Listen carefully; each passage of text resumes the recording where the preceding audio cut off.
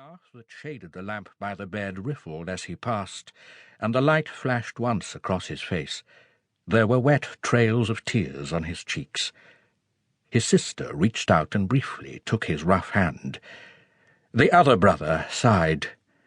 "He's had a long life, Pa has, but not that long. 64. We'd thought he'd be with us another 5-10 years. His own father lived to just past 80, and Uncle Tad's young for 76. He shook his head. "Your Uncle Thaddeus has the constitution of an ox," Stevenson agreed. "He may well outlive your grandfather's years, but your father's heart has given out and his body must follow." He studied the grieving man's face, noting the deep lines of worry and sleeplessness. Hetty Baldwin, his housekeeper's daughter, was getting a good man in Martin Baker, the doctor told himself. Much like Herbert in character, God-fearing, with strong ties to his family and a fierce sense of duty. It was a sound match. Everything happens in God's own time, you know, even this. And it's a kindness that he won't linger. He spoke the words as comfort, then nodded toward the bed. "See if you can persuade Ellie to rest a little. She's hardly stirred from his side since yesterday morning. We'll call her if there's any urgency. She will only wear herself into collapse, driving herself like this." "I've tried, to no avail." Martin turned toward the window, lifting the curtain and pulling aside the shade a little to look out. Rain ran down the glass in rivulets, pushed against the house by the wind. A filthy night, he thought, a fitting night for death to come. He dropped the shade back in place and said to Dr. Stevenson, "There's naught to be done to make it easier on her? I'll leave something, a sleeping draught. Give it to Ellie in a glass of water when your father is gone.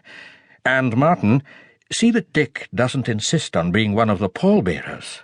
That shoulder of his is not fully healed, and the socket will never be as strong as it was. He's not out of the woods yet. He could still lose the arm if he's not careful. The army surgeons can't work miracles without a little help." "I'll remember." "Good man!" A clap on Martin's shoulder for comfort, and then Stevenson walked back to the bed. He reached down and touched Ellie's hands, folded tightly in her lap. They were cold, shaking. "Your father is comfortable. He would want you to be the same. Let Martin fetch you a shawl at least." She nodded, unable to reply.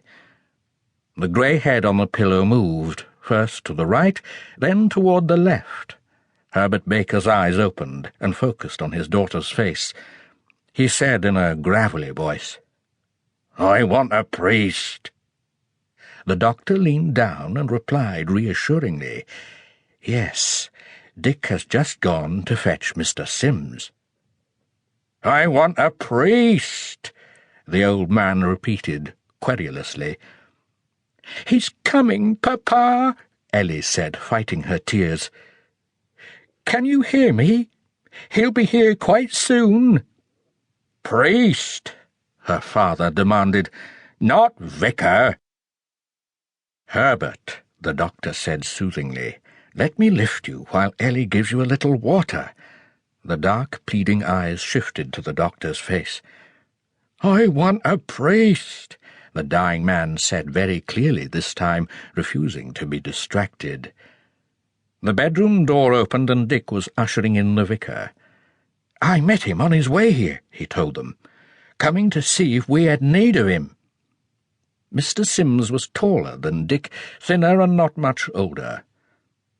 "I've been sitting with Mrs. Quarles and thought it best to call on you before going home," the vicar explained. Herbert Baker had taken all day to die. Most of the town knew the end was near, a matter of hours at best. Sims had stopped in twice before.